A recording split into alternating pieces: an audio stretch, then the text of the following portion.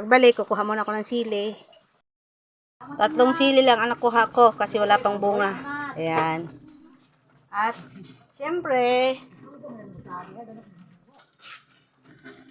hindi pwede ang sinabawang isda kapag walang Ajinomoto. Ito ang nagpapasarap sa ating lutuin.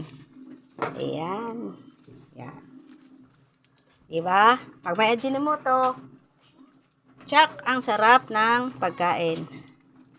Tikman nga natin. Ay, ilalagay ko muna yung Sandali, tikman ko muna kung saktong asin para saka ko ilalagay yung last na gulay. Ang sarap ng Ajinomoto.